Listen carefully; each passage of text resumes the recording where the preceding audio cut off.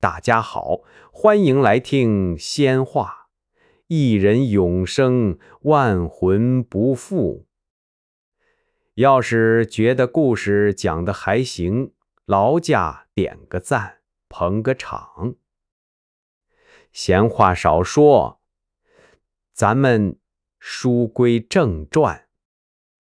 仙途飛升萬古寒，香火深處葬群魂。一人踏進蒼生院，天門封後不稱尊。意境寒深夜作門，歸途欲斷鬼聲聞。子心未肯拋殘卷，媚袖先知入劫塵。這人啊，最怕啥？不是一腳踩進鬼地方，真嚇人的是你剛從鬼地方爬出來，還沒喘上一口氣，結果發現前頭還有一層。晚進就是這麼醒過來的，他一睜眼，眼前還是黑，但這回的黑跟剛才石室裡那種不一樣。剛才那是禁制壓人，像有人拿個大鍋蓋把你整個人扣裡頭。咦，這回呢，這地方空，特別空，黑是黑，可不是完全看不見。他眯着眼睛緩了半天，才看清身邊一點輪廓。頭頂沒有天，四周也不知道是洞還是地底下什麼怪地方，空氣潮得厲害，一口氣吸進去全是霉味兒，不是家裡牆角反潮那種霉，是爛葉子、濕土、老木頭擱在地下捂了不知道多少年，一下子全往鼻子裡鑽。他腦袋疼得像讓人拿石頭砸過，身上也沒勁兒，胳膊腿酸得不聽使喚。他掙扎着坐起來，手往地上一撐，咔嚓，地下不是石頭，是厚厚一層枯葉。那葉子都爛得發黑了，一碰軟乎乎、濕黏黏，還帶着點沙沙聲。你想想，一個小姑娘剛從石室裡差點被邪物奪命，好不容易緩過來，醒了以後發現自己躺在這麼個地方，換誰不懵？晚進第一反應不是看自己傷多重，他先喊妹妹婉如，一聲喊出去，聲音都啞了，嗓子乾得像吞了沙子。周圍空蕩蕩的，聲音沒傳多遠就被黑暗吃了。他心裡一下就沉了。人有時候最怕的不是看見屍體，最怕是喊一聲沒人答應。結果旁邊不遠處傳來一點動靜，很輕，好像有人疼得沒勁兒了，硬從嗓子眼裡擠出一聲，宛如還活着。他也慢慢撐起身子，臉白得厲害，整個人像剛從冷水裡撈出來。姐姐，咱倆沒死嗎？這話聽着簡單，可你細品，不是問這是哪兒，不是問那怪物呢？他先問沒死嗎？說明剛才那一下，在他心裡已經等於進鬼門關了。晚進看了他一眼，想說點穩當話，可這時候他自己也沒底，他只能壓住慌。姐姐嘛，哪怕心裡發虛，臉上也不能掀塌。應該還活着，只是這地方不像剛才那間石室，咱們像是又被送到別處來了。別處？還是秘境？宛如一聽秘境兩個字，臉色更白了。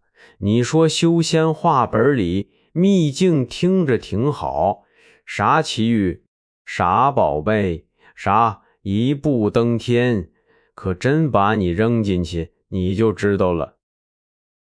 那不是景区，那是老天爺隨手挖的坑，进去能不能出来，全看命硬不硬。伊宛如哆哆嗦嗦地往四周看，黑黢黢的，啥也看不明白。他想起剛才那個東西，那個要從黑暗裡往他們身上撲的斜影，聲音都發顫。剛才那個東西呢？他去哪兒了？他不會也跟過來了吧？暫時沒感覺到他，應該是被密卷擋回去了。但這地方也不對勁，不能在這兒乾坐着，先找出口。你看婉靜這個人，他不是不怕，但他怕歸怕，腦子還在轉。這就是姐姐和妹妹的區別。宛如怕的是眼前這條命還保不保得住，婉靜怕的是一旦停下就真完了。宛如勉強站起來，腿都有點軟，他伸手就抓住婉靜袖口，抓得特別緊，像小孩走夜路，一定得攥着大人的衣角。姐姐，這回咱們真闖大禍了。剛才那個怪物明顯是衝着咱倆來的，他不是嚇唬人，他是想奪咱們的身子。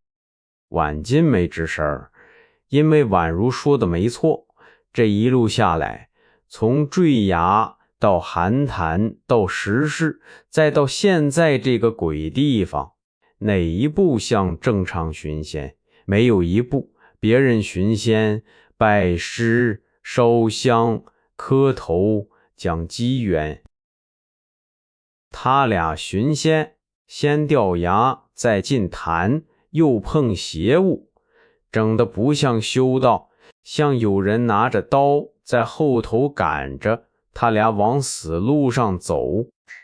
婉靜心裡也第一次真正犯嘀咕了，這路到底對不對？這修仙到底是救命還是送命？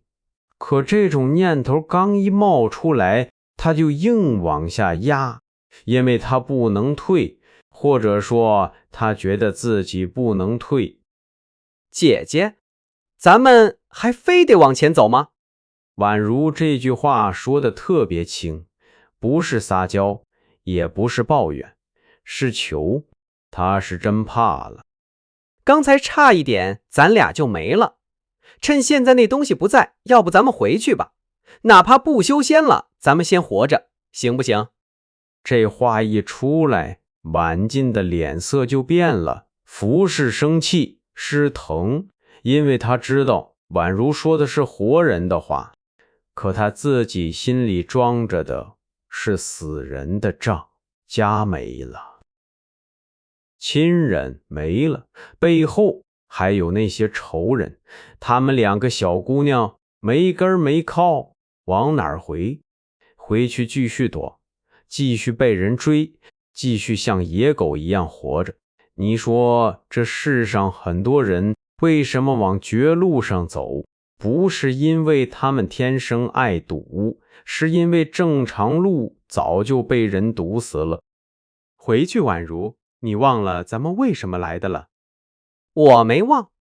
家都沒了，親人也沒了，咱們不變強，拿什麼活？靠誰？靠那些追殺咱們的人發善心嗎？還是靠老天爺突然開眼？宛如低下頭，他不是不明白，他就是害怕，這害怕也不丟人。一個人眼看着自己差點讓邪物奪走身子，你讓他立馬熱血上頭，說繼續幹，那才假呢。他咬着嘴唇，半天才說一句：可是姐姐，這真的值嗎？剛才咱們差點就……話沒說完，說不下去了，因為後頭那幾個字太重，差點就死了。差點就不是婉靜宛如了，差點身體還是身體，裡頭的人卻換了。這比死還嚇人。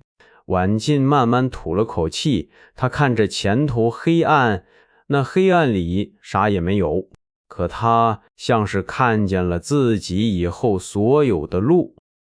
修行本來就是跟命搶東西，要是每一步都穩穩當當，那世上早就遍地神仙了。咱们坠崖没死，密卷也還在，這未必就是壞事，也許這就是天意讓咱們往前走。你聽見沒有？這時候晚進已經開始給自己找理由了。這不是他壞，也不是他瘋，人到絕處都得給自己找個能撐下去的說法。有人說是命，有人說是仇，有人說是天意。晚進現在就抓住了這兩個字，天意。這兩個字好用啊，一旦你覺得這是天意，你吃的苦就不叫苦，叫考驗；你受的傷就不叫傷，叫結束。你往前踩的坑都能被說成路。可問題是，天意這東西誰說了算？當年他們當然還不明白，後來也正是這兩個字把很多人都壓進了土裡。宛如聽完還是不安，他回頭看了一眼，後頭黑洞洞的，來路已經看不清了。他壓低聲音，可咱們連這密卷是幹啥的都不知道。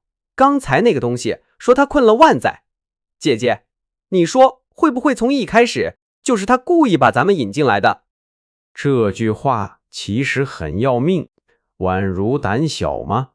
膽小，但有時候膽小的人看危險看得最準，因為他不急着贏，他先想着怎麼別死。晚進眼神一下冷下來，他不是沒想過這個可能，但他不能順着想，一順着想，這一路就全塌了。他只能抓住另一個細節。不會，剛才那個虛影怕密卷，你看見了，他一碰這東西就被壓回去了，說明密卷跟他不是一路，這東西來歷肯定不簡單，咱們得弄明白。姐姐，宛如還想勸，可看見晚進那眼神，他又把話咽回去了。他太了解這個姐姐了。晚進一旦認定一件事，十頭牛都拽不回來，更何況現在他們也沒有十頭牛，只有兩條命，一卷密卷和一肚子不甘心。晚進開始查看周圍，他一邊走一邊用手摸旁邊的石壁，潮冷，石頭上像長了一層滑膩膩的東西，腳下枯葉一踩就陷，偶爾還能踩到不知道是樹根還是骨頭一樣的硬東西。他走了幾步，忽然停住，遠處好像有一條小道，很窄，藏在黑暗裡，不仔細看根本看不出來。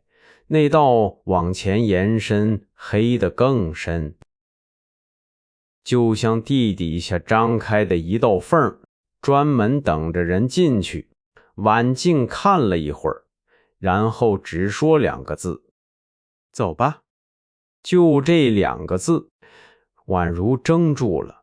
他知道這事兒沒商量了，他只能咬咬牙跟上去。兩個人一前一後往那條小道裡走，一起越往前越冷。不是外頭颳風那種冷，是那種貼着腳脖子往上爬的冷。你明明穿着衣裳，可就是覺得後背空，旁邊也沒風，可衣角老像被什麼東西輕輕碰一下，宛如抓着姐姐袖口，手指都快摳進布裡。走着走着，他忽然停了一下。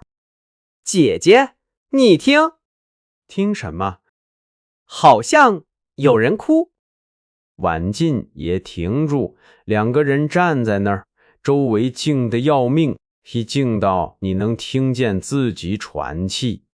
草過了一會兒，遠處真傳來一點聲音，很細，像女人哭，又不像，像有人捂着嘴，在黑暗裡一下兒抽泣。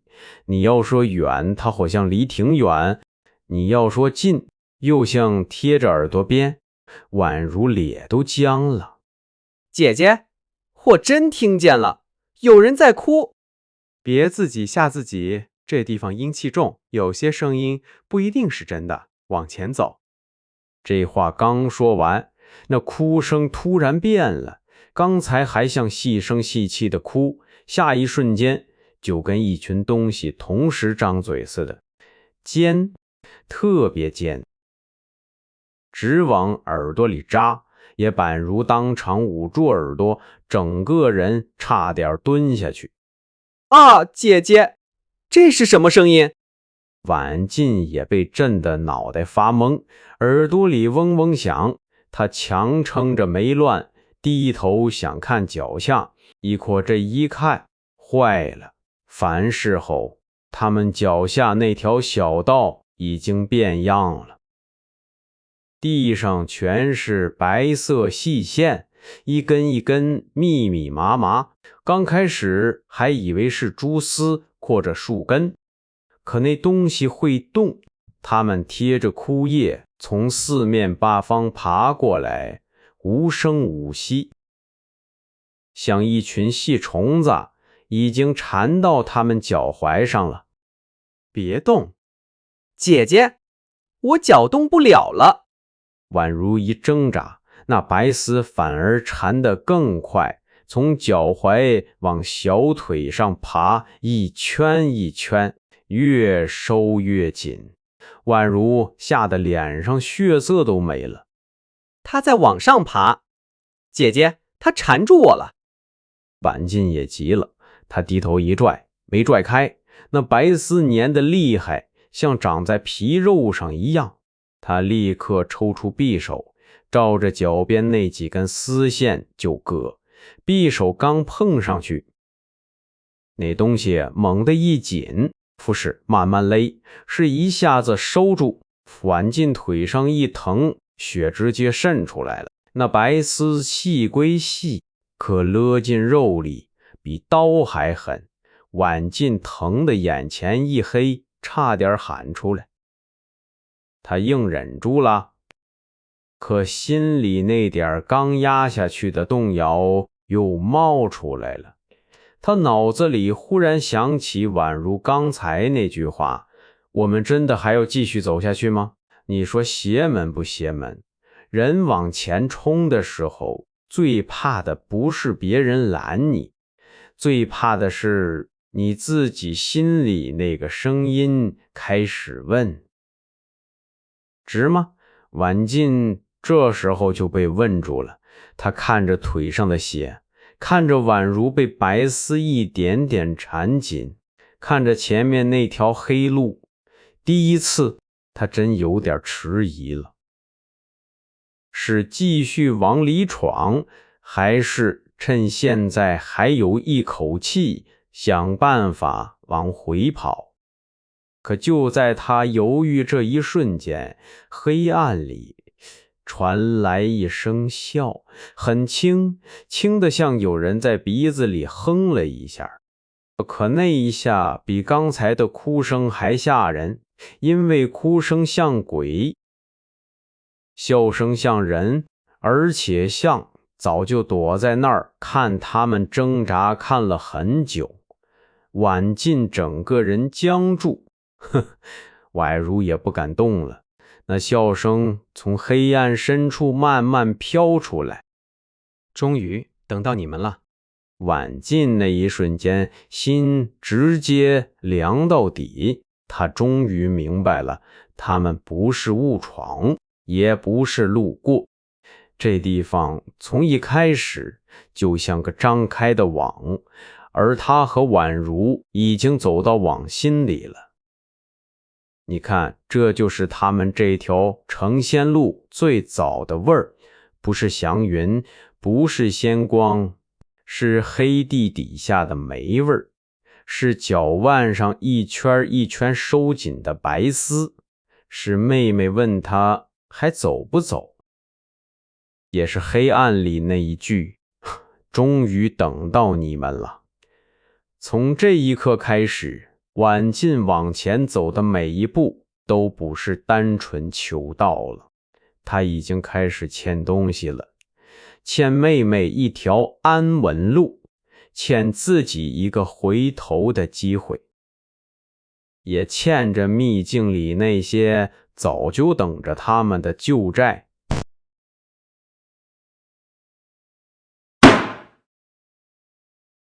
欲知後事如何，且聽下回分解。这回就講到這兒，感謝諸位捧場。要是喜歡仙話，記得點個讚，咱們下回接着嘮。